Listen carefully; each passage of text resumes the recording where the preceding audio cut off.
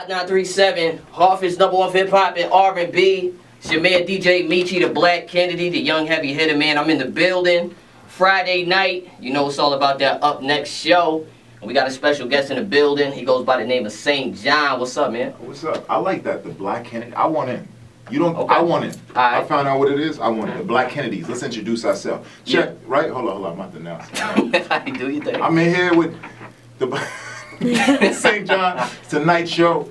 It's the Black Kennedys, plural. There are multiples of us. Early. 2 of us are here tonight. We here. You ready for the story? Lit. It's gonna be a great conversation. Swoosh. Tune in. Yeah. Let's go, man. St. John is in the building. What's up, brother? What's up? I'm happy to be here. Welcome to Connecticut, man. It's your Thank first you. time out here? No. Okay. No, I don't want to tell you about my war-torn stories. Nah, I've been out here, yeah. I used to live in Connecticut for like 3 years. Oh, okay. Yeah, in Word, New word. Haven. Oh, okay, word. Yeah. That's what's up. A little bit different. I know Hartford is bang bang Hartford, right? Yeah. Right. Homicide. I'm real respectful of that. Yo, all the goons, really nice to meet you all today. Tonight. Well, listen, congratulations on all your success, man. You got the radio going crazy. God, thank you, man. You know what I'm saying? The project is crazy, and I know you're here with a new record, right? Yeah, Swooooosh. So what's going on with the record, man? Oh, it's a fantastic record. You can't lose. I can't lose. I haven't lost since I started winning. I started winning last week, and they asked me last week, and every week has been the last week. You understand? I respect it. All right, cool. It's up and up. So what's the direction behind the record, brother? Well, the record is ignorance. I like ignorance. Okay. Supreme ignorance, right? Which Yep. is ignorance filtered through luxury. You know, you don't come from nothing, so it's aspirational. Yep. But it's me telling my life story in a, sort of condensed way, swoosh and balling. I mean, it's not a lot to it. Sort of self-explanatory, but it's a cool record. Yeah. Like it's sort of, when you listen to the entirety of Collection 1 or the entire project, you have the spike moments where you just get the excitement. Yep. Because, ignorance is alive and well right there. Yeah. Well, nah, I mean, I got that from the project because I feel like the project, if you didn't know who you was, I feel like listening to Collection 1, it gave you everything about you. Yeah. You know what I'm saying? Like you, I felt like it was a project that you made to kind of give to the people, like this is what you're going to get, Right. because this is me at the end of the day. You know what Yeah. I'm saying? And I really respected that about that. So, for the people that's listening right now that don't know too much about you, let's start from the beginning, man. You from Brooklyn, right? I'm from Brooklyn. So you was born in Guyana? I was born in Brooklyn and grew up bouncing between Guyana and Okay. Brooklyn. So, my parents were poor Guyanese. My Yep, mom yep. would work here as a nurse's aide, and then she would send us back to Guyana. Because Okay. the money would stretch further, right? Yep. So it was just like simple mathematics. There's a bunch of kids. She saves up for a year, buys the plane tickets, and she could send $200 a month. Word. And that's a lot in Guyana at the Yeah. time, you know what I mean? Okay. And then she'd bring us back when she could afford to. Now that's crazy. Like I feel like your upbringing is crazy because I have a best friend that's from Guyana and all that. So he tells me all types of stories, all types of stuff that he had to go through, coming up too. And he actually, had a kind of a similar story going back and forth to New York and stuff like that. What was how was that influence like on your music and like just your upbringing and like going back and forth? 'Cause I felt like it in a sense it had to be like a culture shock, right? It was. Like when my first couple times going back and forth, it threw me off, right? Yeah. Because I'm this black kid in Brooklyn, like super dark, like Wesley dark. You know what I'm saying?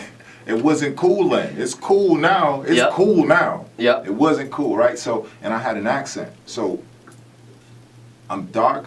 I got an accent, but I'm not Jamaican. I'm not Dominican. So they're trying to place me. They're trying to make sense of it. Yeah. In Guyana, all they hear is Ghana. Yep. So my whole life, I'm having to make the distinction. No, South America, fam. And then they're like, okay, cool. So you speak Spanish, right? Porque what? I'm like, fam, no. It's English. Let me live a little bit. Yeah. So it was definitely, the culture shock was live and well, you know what I'm saying? But I was listening to dance hall Okay. in Guyana, and I was listening to rap in New York. Mm-hmm. So, King of Dance Hall, Beanie. I'm listening to Beanie Man in Guyana. I'm coming back and I'm listening to Hov. Yeah. It's wild, the combination. And I didn't even realize how important that influence was until I was making records full time. And you can hear it. When I tell you this now, you can hear the tinge of dance hall in the record and the influence of my melodies. Yep. You absolutely hear the rap background when you hear the records. You're like, okay, yeah, he can probably do something. Yeah. It sounds like he's talking about something. Dope. Yeah. Now, I mean, I think that's dope too, just because of the simple fact that when you hear Guyana, all I really think about is like soca music. Right. You know what I'm saying? And that type of wave down there, and like you said, dance hall and all that. So it's crazy to hear your story and hear you coming from that and being able to just kind of produce this type of sound or your type of sound at the end of the day. Because I feel like I can't even really put you in a box. You know I what like I'm saying? that. That's what I aspire to be. You know, I feel like you're just to me, you're just a natural artist. You know what I'm saying? You're just making the music that you want to make, and I think that's really dope. You know what I'm saying? So, you know, as far as just your influences with the music, like who were some of the people that you was listening to growing up? I mean, Beanie, Supercat, Buju, Yeah. Sprague, like Sprague Benz, Barrington Levy. Mhm. I mean, that's in Guyana. Back in New York, I'm listening to Jay, I'm listening to Jada, I'm listening to Fab, I'm listening to Cam, Jewels. You know, 'cause it's like 90s, late 90s, right? Yeah. Early 2000s. I got like New York for real in its heyday. Yeah. I got that. My brother would put me on the records. I'm like, who? What are you talking about? Nori. I was, you know what I'm saying? Listening to Nas. Mhm. I wasn't even late on Big Al. Maybe a year late. Okay. Just things like I got all of it. Yeah. All in New York and the classic moments. I Dope. was there, and I think I caught the classic moments in dance hall too. They were in the 90s too. There was some in the 80s, and I missed that. Yeah. Like, this is blasphemous to say, but my favorite dance hall artist ain't Shabba. Okay.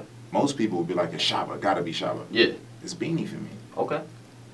Beanie was like, it's Vibes Cartel for the, if you Like the just, newer you know, generation, like yeah. super, Yep. super new generation, it's Vibes. It's like, these are niggas. Mhm. But for me, it's Beanie. Okay. That's what's up. Like, for me, it's always gonna be Hope. Mhm. You know? Yeah. That won't change. I can't change. Dope. Yeah. Nah, that's what's up. And you know, a lot of people, I guess, heard, you know, I think first heard you just off the, you know, your radio hit. I heard you got too lit last night. But a lot of people don't know that you got your start songwriting, right? Yeah. So what got you into songwriting? It was an opportunity. I was trying to come up. Okay. Yeah. I was trying to figure out my way like anybody else hustling in the corner. And an opportunity came, and I was just humble enough to take it. Okay. Most people get an opportunity, and it's in the background, and that's like, yo, you ain't shedding the light on me. And I'm Yeah. like, it's cool. I can learn back here. They give you the manual back here. Dope. You know, up front, you got to drop it cab. You got to know what you're doing already. But back here, I can study. So I studied. I took an opportunity, and I stretched it. I stretched it, fam. I remember when I was a kid, and my brother hit a lick, and he caught a lawsuit. You know, Brooklyn nigga, you catch a lawsuit, it's celebration time. It's champagne and limousines. You would think the lawsuit was like $40 million. Yeah. Caught a $50,000 lawsuit and took us all to the Usher concert. Limo, stretch limo, champagne, my girl, his girl. Yeah. Because, of course, my girl and his girl are cousins, because how else am I going to get a girl in, like, you know, like 10. However old I am, you know what I'm saying? Yeah. And I remember watching Confessions, like the tour, before I even knew what R&B really was. I wasn't listening to R&B. I thought that was soft at the time. I was like, you know, he ain't, what? Yeah. Carolina Blue. I'm like, he ain't doing that. What you got for me? Full circle, I'm hustling my way through writing, just expanding the opportunity, maximizing it, right? Because you got to take it and maximize it. And I ended up writing records for Usher. Yeah. I ended up writing singles for Usher. I'm like, whoa, that's real. That really just happened. That's an American icon. Yeah. It's Usher Raymond. So back when you was that 10-year-old kid looking at Usher, did you think like? No. Did you see yourself? Not at for a that point? second. No, not for a second. Okay. Because I never anticipated that being a part of my story. I always wanted to make music, and I was making music. Yeah. And you assume it's going to happen exactly how you picture it in your head. You assume you're just going to be a billionaire by 18, right? Everybody's going to be a billionaire by 18 when you black and you rap, of course. Why wouldn't you? That makes sense.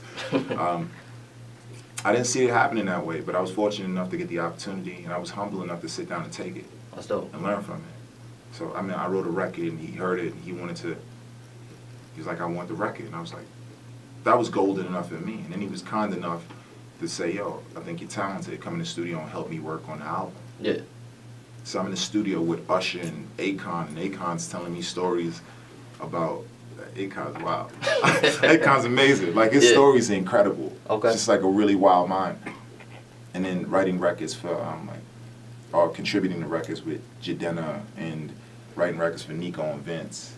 A girl named Kaiser. I kept maximizing the opportunity, and then I kind of saw that there was a ceiling on it. Okay. What I mean by that is, I figured my voice could carry me further than my pen could. And what I mean by that, I was the best person to articulate my ideas. Okay.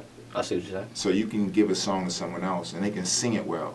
But my songs are all born from pain. Like, I come from real circumstances. Yeah. And you can't really deliver my pain better than I could. Yep. in 2018, like, I'm the best person to tell you about my story. And all my songs are parts of my story. So I decided to, instead of keep writing, you know, I'd forego that and I would just go back to putting out records myself. I guess it was a little bit of a risk because I could have kept going. Yeah. I was right there. I was right there. I could have kept going. Everybody wanted a record. Mm-hmm. I just kept them. I'm selfish. Now, you know, with being a songwriter, you know, talking to other songwriters, it's like, I think it's crazy to just see how, you know, somebody like you said, you have a story, you have a sound, you know, you have this music that you want to make, but then you over here, you know, painting a narrative or writing for somebody like Usher or somebody like Rihanna or like somebody like that. Like, how do you find that balance to be able to do that, but then still stay in your pocket and do what you want to do? I think the best writers really just write their stories, right? Okay. And they write your name into it. Yep. And the story, great stories can be universal. Some of them can be so specific. Mm-hmm. Like I was, you know, in the hall singing to the left, to the left. Whoever's story was that, Yeah.